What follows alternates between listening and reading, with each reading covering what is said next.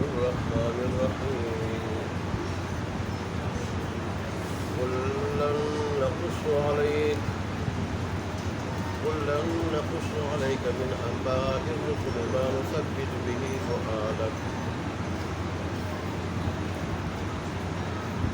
وجاءك في هذه الحق وموعظة وذكرى للمسلمين وقل للذين لا يؤمنون اعملوا على مكانتكم إنا عاملون وانتظروا إنا منتظرون ولله غيب السماوات والأرض وإليه يرجع الأمر كله فاعبده وتوكل عليه وما ربك بغافل عما تعملون صدق الله مولانا العظيم وصدق رسوله النبي الأمي الكريم ونحن على ذلك لمن الشاهدين والشاكرين والحمد لله رب العالمين.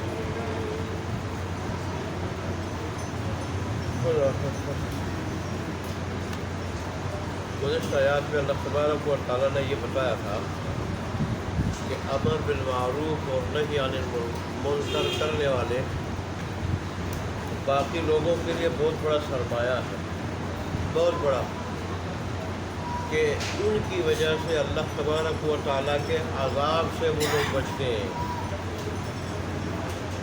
جیسے اللہ تبارک و تعالیٰ نے فرمایا کہ یہ جو قوم ہلاک ہوئی ان میں کوئی ایسا سمجھدار آدمی، عاقل آدمی کیوں نہیں ہوا، ایسے لوگ کیوں نہیں پیدا ہوئے کہ جو ان کو اللہ تبارک و تعالیٰ کی بغاوت سے بچاتے اور دین کی، اللہ کی اطاعت کی طرف لاتے، دوسرے الفاظ میں امر بالمعروف نہی عن المنکر کرتے تو یہ لوگ بچ جاتے، ہلاک نہ ہوتے.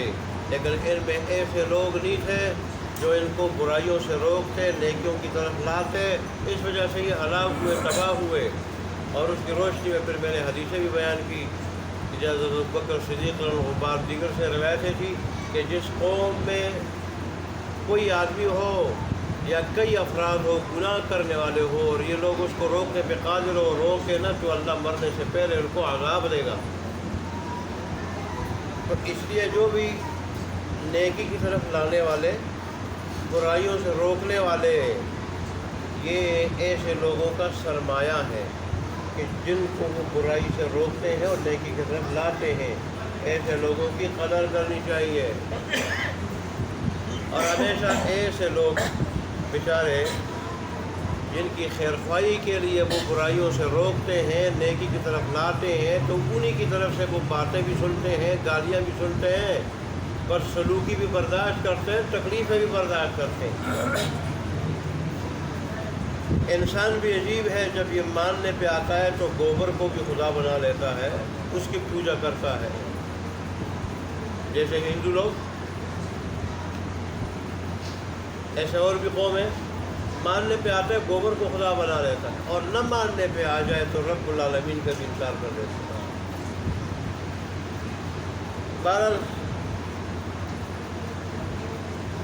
اصل چیز اللہ تبارک و تعالیٰ کی صحیح معرفت ہے، صحیح پہچان ہے.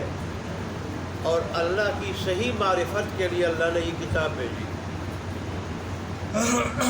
اللہ کو صحیح پہچان لیں، وہ کیسی ذات ہے، کس قدر عظیم ذات ہے، ہمارے اوپر کتنی مہربان ذات ہے، اس کے بارے میں کیا خیالات، کیا نظریات، کیا عقائد رکھنے چاہیے، اور اس کی صفات کیا ہے جو اس کے ساتھ خاص ہے. وہ صفات صرف اسی ذات تک محدود رکھنی چاہیے. یہ صحیح پہچان ہو، پھر ہمارا ان کے ساتھ تعلق و رشتہ کیا ہے، دنیا میں ہم آئے کس لیے ہیں، یہ صحیح پہچان اور رب ہم سے کیا چاہتا ہے، اس کا ہم سے دنیا میں کیا مطالبہ ہے، یہ چیز ہمیں بتاتی ہے. تو یہ قرآن اللہ تبارک و تعالیٰ کی کتاب بتاتی ہے، قرآن بتاتا ہے ہمیں. اللہ اکبر. باقی عیش و عشرت کے پیچھے لگ جانا یہ تباہی بربادی کا سبب ہے۔ جیسے اللہ تبارک و تعالیٰ نے فرمایا کہ لوگ اس خوشحالی کے پیچھے لگ گئے، اسی میں مست رہ گئے، اسی عیش و عشرت میں غافل پڑے رہے جو اللہ تبارک و تعالیٰ نے ان کو عطا فرمائی تھی۔ تقاضا تو یہ تھا کہ اللہ کا شکر ادا کرتے، اس کی اطاعت کرتے، اس کے حکم کے مطابق چلتے، لیکن نہیں، انہوں نے اللہ تبارک و تعالیٰ کی بغاوت کا ذریعہ بنایا اس کو۔ تو اللہ تبارک و تعالیٰ نے کیا کری؟ صفحہ 80 سے بتا دیا۔ حالانکہ اللہ تبارک و تعالیٰ اپنے بندوں پہ 70 ماؤں سے زیادہ مہربان ہے۔ اس کے نزدیک تو ایک انسان کو بے گناہ قتل کرنا یہ پوری دنیا کے منہدم ہونے اور ختم ہونے سے زیادہ بھاری ہے۔ پوری دنیا اگر کوئی ختم کرے اللہ پہ اتنی بھاری نہیں ہے جتنا ایک انسان کو بے گناہ قتل کرنا اللہ پہ بھاری ہے۔ اللہ کے جو بندے ہیں، لیکن بندے خود ظالم بن جائیں، اپنے اوپر ظلم کرنے والے بن جائیں، تو پھر ظاہر ہے اس میں پھر بندے سے خود ہی شکوہ کیا جا سکتا ہے۔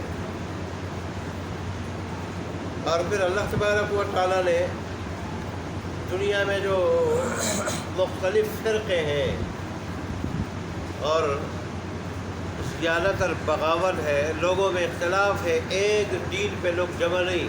اللہ چاہتا سب کو ایک دین پہ جمع کر لیتا، دین اسلام پہ جمع کر لیتا۔ اس کی حکمت اللہ نے بتائی۔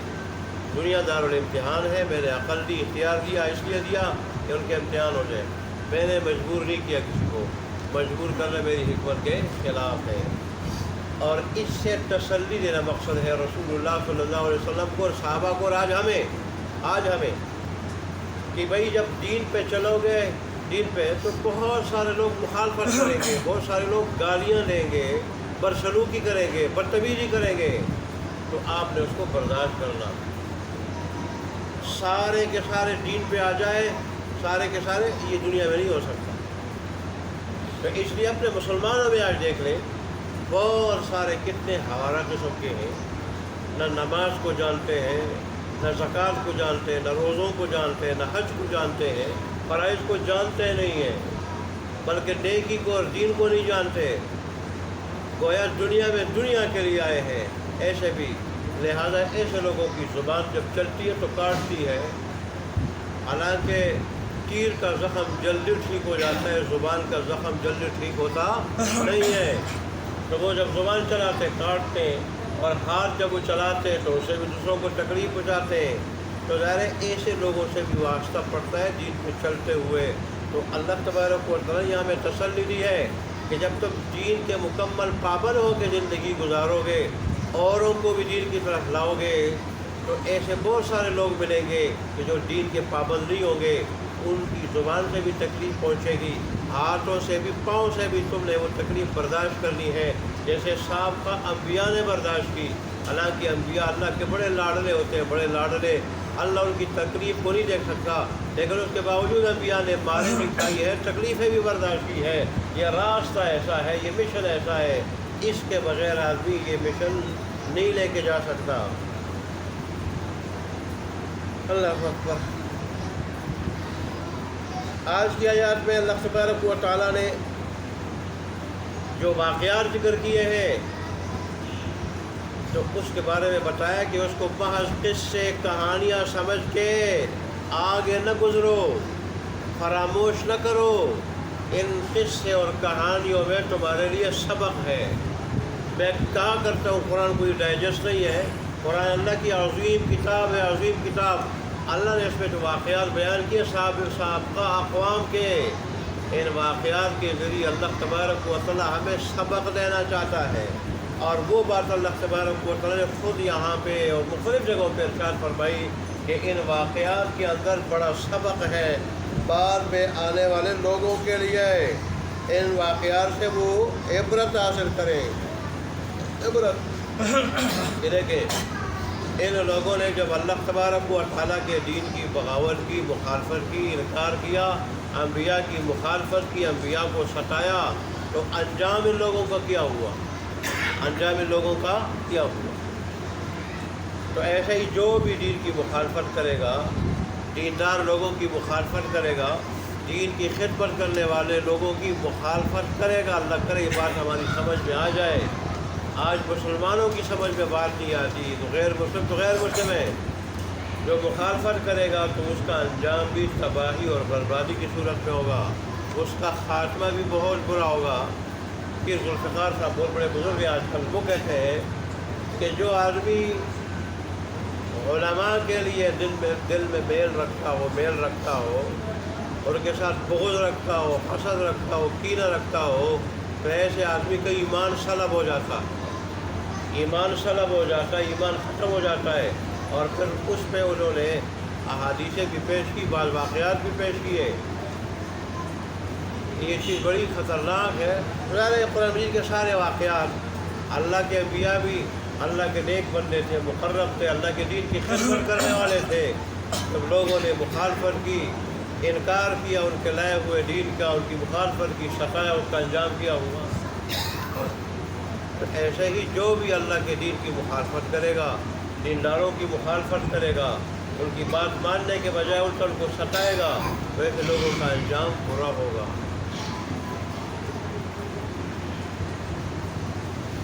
دیکھیں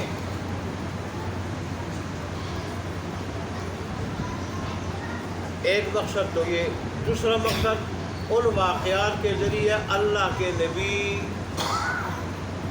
اور ان کے ساتھ چلنے والے لوگوں کو تسلی دینا، ان کے دل کو تقویت پہنچانا، اور جو بھی رسول اللہ صلی اللہ علیہ وسلم کے بعد دین کا کام کرنے والا، دین پہ چل کے اوروں کو چلانے والا، دین کا پابند رہ کے اوروں کو پابند بنانے والا، دین کی طرف اوروں کو بلانے والا، جو آدمی بھی یہ کام کرے گا تو ان کے لیے تسلی ہے ان واقعات میں کہ دیکھیں ان لوگوں نے اللہ تبارک و تعالیٰ کے دین کے لیے کتنی سختیاں برداشت کی، مشکلات برداشت کی، کن نامساعد حالات میں بھی انہوں نے اللہ کے دین کی دعوت کو نہیں چھوڑا، اللہ تبارک و تعالیٰ کے دین پہ عمل کو نہیں چھوڑا، اس کی طرف اوروں کو بلانے کو نہ چھوڑا، اور دین پہ ثابت قدمی کو نہ چھوڑا، تو آخر پھر اللہ نے ان کو کامیابی سے ہمکنار کیا۔ وقتی طور پہ تو مشکلات آتی ہیں، مصیبتیں آتی ہیں، لیکن جو آدمی حق کو چھوڑتا نہیں، حق پہ قائم رہتا ہے، آخر کار انجام اللہ اس کا اچھا بنا دیتا ہے، اور مخالفت کرنے والے ناکام و نامراد ہو جاتے ہیں۔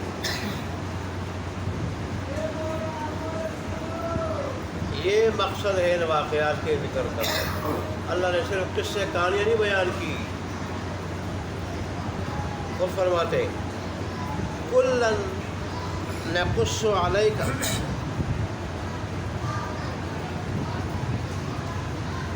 کہ جو بھی بیان کرے ہم آپ کے سامنے من انباء الرسل، رسولوں کی خبروں میں سے، قصوں میں سے، واقعات میں سے، اس کا مقصد کیا ہوتا ہے؟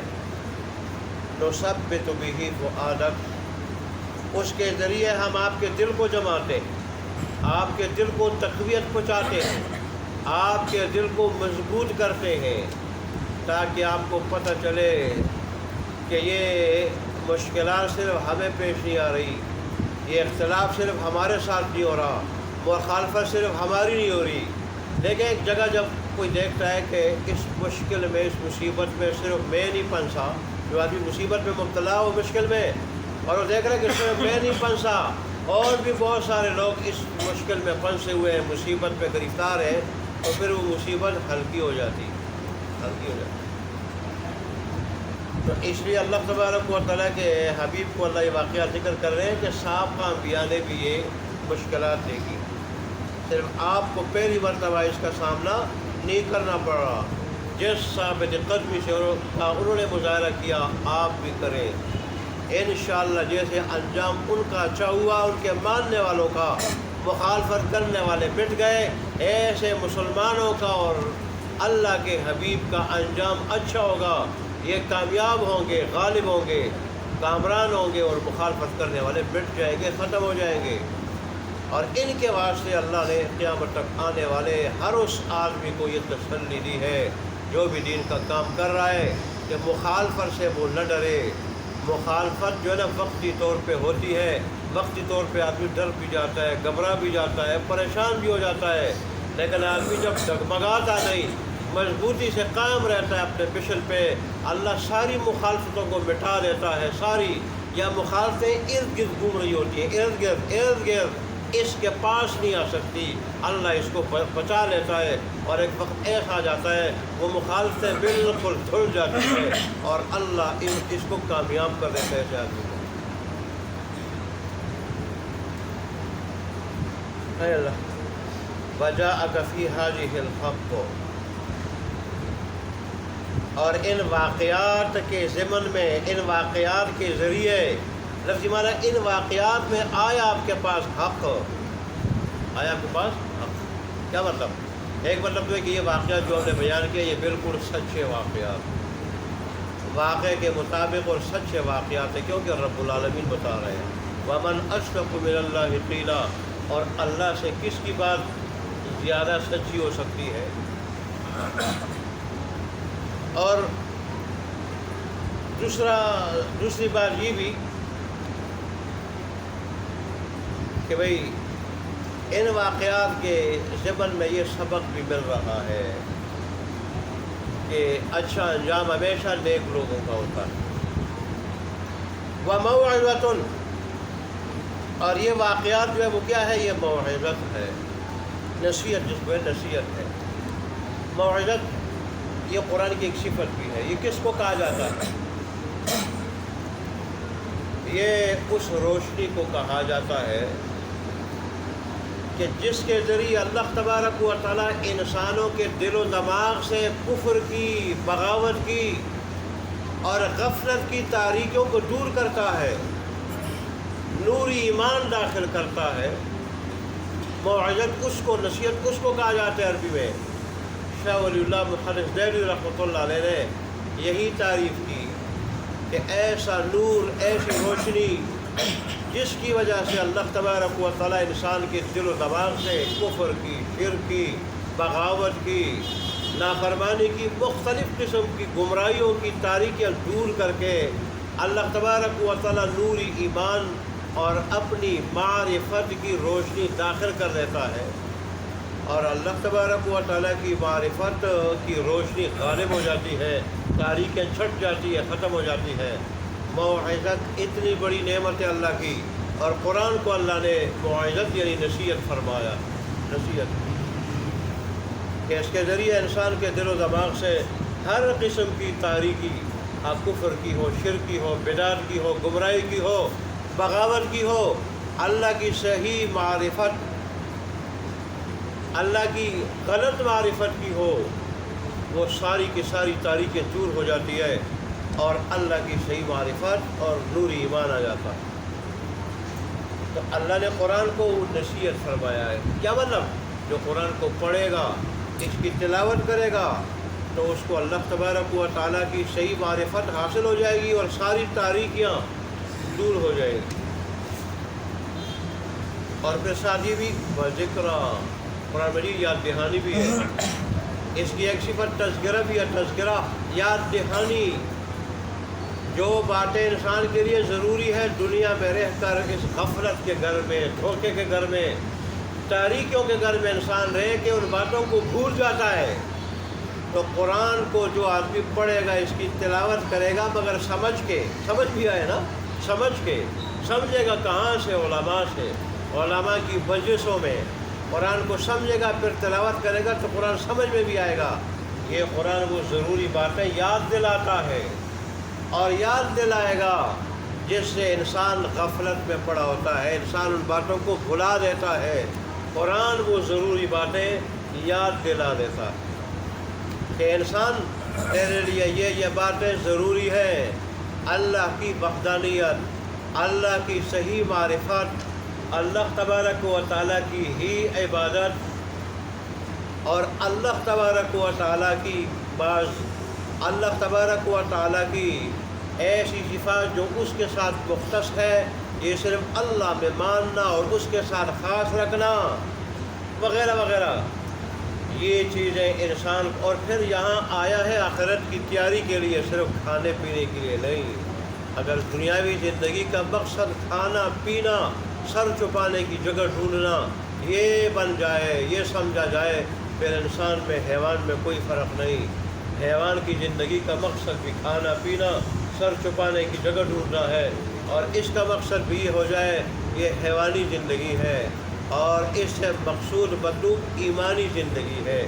ایمانی زندگی یہ ہے کہ انسان دنیاوی زندگی کا مقصد پہچانے اور پھر اس مقصد کو اپنائے بھی، اور مقصد کو اپنائے بھی۔ تو یہ چیزیں قرآن یاد دلاتا ہے، یہ چیزیں قرآن یاد دلاتا ہے کہ انسان نما جانور نہ بنو کہیں، اے انسان تو کہیں انسان نما جانور نہ بن جائے کہ تیری دنیاوی زندگی کا مقصد صرف کھانا پینا، جنسی خواہش پوری کرنا، سر چھپانے کی جگہ ڈھونڈنا یہ ہو۔ یہ نہیں ہے، تیرا مقصد دنیا میں رہنے کا اللہ کو راضی کرنا ہے، اس کے قانون کے پابند ہو کے زندگی گزارنا ہے۔ یہ قرآن جگہ جگہ کہتا ہے، جگہ جگہ کہتا ہے، بشرطے کہ کوئی قرآن کے ساتھ آئے تو صحیح، قرآن کو سمجھے تو صحیح۔ آج تو سارے دھندوں کے لیے وقت ہے، وقت اگر نہیں تو قرآن کے لیے نہیں، بڑے افسوس کی بات ہے۔ جو کتاب اللہ تبارک و تعالیٰ نے ہمیں دی، ہمیں حقیقی انسان بنانے کے لیے اور ہمیں حقیقی زندگی دینے کے لیے، حیات طیبہ جس کو کہتے ہیں، حیات پاکیزہ زندگی، سکھ والی، چین والی، جس میں آدمی جنت جیسا مزہ دنیا میں محسوس کرے، دنیا میں محسوس کرے، ایسی زندگی اللہ اس کے ذریعے ہمیں دینا چاہتا ہے، محبتوں والی، سکھوں والی۔ تو ہم اس قرآن کے پاس نہیں آتے، قرآن کے پاس نہیں آتے، اس کے لیے تو ہمارے پاس کوئی وقت نہیں، اور دنیا کے دھندوں کے لیے ہمارے پاس بڑے گھنٹے ہیں، 24 گھنٹے ہیں۔ اللہ ہمارے حال پہ رحم فرمائے۔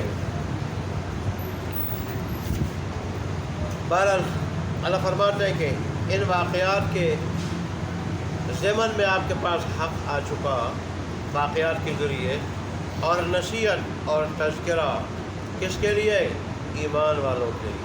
قرآن نصیحت بھی ہے، تذکرہ بھی ہے، یاد دہانی ہے ایمان والوں کو۔ ایمان والوں کو ضروری باتیں یاد دلاتا ہے، اور پھر اگر اس کے باوجود، اس سب کے باوجود بھی تم نہیں مانتے ہو نا، تو پھر وقل آپ کہہ دیجئے للذین، ان لوگوں کے واسطے لا یؤمنون، جو ایمان نہیں لاتے، یہ سب کچھ دیکھنے کے باوجود، سمجھانے کے باوجود بھی، کہ اعملوا علی مکانتکم، تم اپنی جگہ عمل کرو، اور انا عاملون، ہم اپنی جگہ عمل کرتے ہیں، ہمارا عمل قرآن و حدیث کے مطابق، اللہ کے فرمان کے مطابق، رسول اللہ صلی اللہ علیہ وسلم کی سنت کے مطابق ہے، اور تم اپنے بتوں کی پوجا کرو، کفر شرک اور اپنے کفریہ طریقے سے تم اپنے اعمال جاری رکھو۔ فانتظروا، تم انتظار کرو، انا منتظرون، ہم بھی انتظار کرنے والے ہیں کہ کس کے پاس آتا ہے اس کا اچھا یا برا انجام، اچھا یا برا انجام پتہ چل جائے گا۔ وَلِلَّهِ غَيْبُ السَّمَاوَاتِ وَالْأَرْضِ، یہاں سے اللہ تبارک و تعالیٰ نے اپنے علاوہ ہر کسی سے غیب کی نفی کی ہے، غیب کی نفی کی ہے۔ علم غیب ہے کیا؟ علم غیب کس کو کہتے ہیں؟ اپنے ذاتی علم سے، اپنے ذاتی علم سے، بغیر کسی کے بتانے کے، بغیر کسی آلے کے، بغیر کسی آلے کے، بغیر کسی کے بتانے کے، اپنے ذاتی علم سے کائنات کے ذرے ذرے کو جاننا، غیرات کے ذرے ذرے کو جاننا کہ اس وقت ذرہ کس حال میں ہے، کہاں ہے، یہ ہے علم غیب، اور ظاہر ہے یہ اللہ کے ساتھ خاص ہے۔ اس کی نفی اللہ نے جہاں ولیوں سے کی، وہاں اللہ تبارک و تعالیٰ نے نبیوں سے بھی کی۔ جیسے ابراہیم علیہ السلام کا واقعہ، لوط علیہ السلام کا واقعہ اس صورت میں آپ سن چکے۔ فرشتے آئے، ابراہیم علیہ السلام نے انسان سمجھ کے ایک بچڑا جو ہے وہ ڈھونڈ کے مہمان نوازی کے طور پر لے آئے، اور جب وہ کھا نہیں رہے تھے تو آپ گھبرا گئے۔ اس وقت کا دستور یہ تھا جب کسی کو کوئی نقصان پہنچاتا تو اس کے گھر کا کھانا نہیں کھاتے تھے کہ نمک حرامی میں بات نہ آ جائے۔ ابراہیم علیہ السلام پریشان ہوئے، تو انہوں نے کہا پریشان ہونے کی ضرورت نہیں، ہم فرشتے ہیں، آپ کو پتہ ہے فرشتے کھاتے پیتے نہیں، انہوں نے جب بتایا تو پھر ابراہیم علیہ السلام کی گھبراہٹ دور ہو گئی، قرآن میں اس کا ذکر ہے۔ ایسے لوط علیہ السلام کے پاس گئے، وہ بھی بڑے پریشان ہو گئے، ان کی قوم نے گھر پہ حملہ کیا کہ حسین و جمیل نوجوان لڑکوں کی شکل میں یہ تھے، ان لڑکوں کو ہمارے سپرد کرو۔ پریشان ہو گئے، یہ مہمان ہیں، میرے مہمانوں کے بارے میں مجھے رسوا مت کرو، آپ کے لیے اللہ نے بیٹیاں پیدا کی ہیں، لڑکیاں پیدا کی ہیں، لڑکیاں ان کے ساتھ نکاح کر لو، تمہارے لیے وہ پاکیزہ ہے۔ انہوں نے کہا آپ کو پتہ ہے ہمیں ان سے کوئی غرض نہیں۔ آپ پریشان ہو گئے، منتیں کرنے لگے، جبرائیل امین کہنے لگے کہ ہم اللہ کے فرشتے ہیں، فرشتے۔ آپ جو ہے نا وہ غمگین مت ہوں، اگر اللہ تبارک و تعالیٰ کا نبی غیب دان ہوتا تو کیوں پریشان ہوتا؟ اور غیب کی تعریف وہی ہے، انبیاء کے پاس جو غیب کی بہت ساری خبریں ہیں، بہت سارے واقعات ہیں، یہ اللہ کے بتانے سے ان کو پتہ چلتا ہے، اللہ کے بتانے سے۔ تو وہ علم غیب تو نہ ہوا۔ علم غیب یہ کہ کسی کے بتائے بغیر، کسی آلے کے بغیر، کسی آلے سے جاننے کے بغیر، ڈاکٹر بھی آج کل جانتے پیٹ میں کیا ہے، کیا وہ علم غیب ہوگا؟ وہ آلے کے ذریعے بتاتے ہیں، محکمہ موسمیات والے مونسون ہواؤں کے ذریعے، اور ان کے پاس وہاں مشینری لگی ہوتی ہے، ان کے ذریعے بتاتے ہیں۔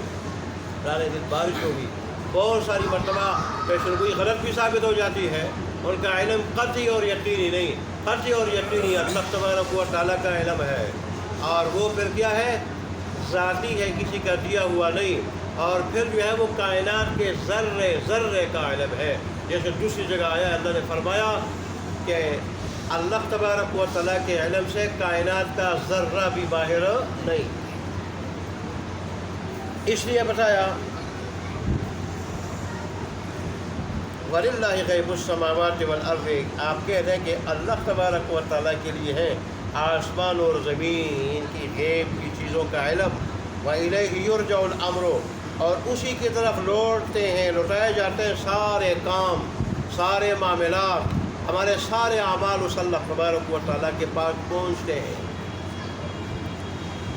کلہ، سارے کے سارے، فاعبد ہو، بس اسی اللہ تبارک و تعالیٰ کی عبادت کرو، وتوکل علیہ، اور اسی پہ بھروسہ رکھو۔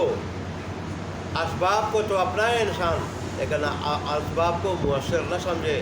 اللہ چاہے گا تو اثر ڈال دے گا، اور اگر اللہ نہیں چاہے گا تو دھرے کے دھرے رہ جائیں گے، اسباب فیل ہو جائیں گے۔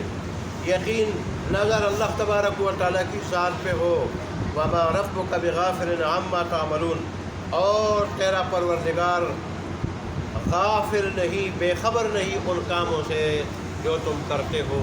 اللہ کے نبی کو بھی خطاب ہے، صحابہ کو بھی، اور ہم سب کو بھی، اور اس وقت کافروں کو بھی خطاب تھا کہ جو کچھ کرے اللہ سے مخفی نہیں، اللہ اس کا صلہ دے گا۔ اللہ ہم سے اچھے کام لے لے، عمل کرنے کی توفیق عطا فرمائے۔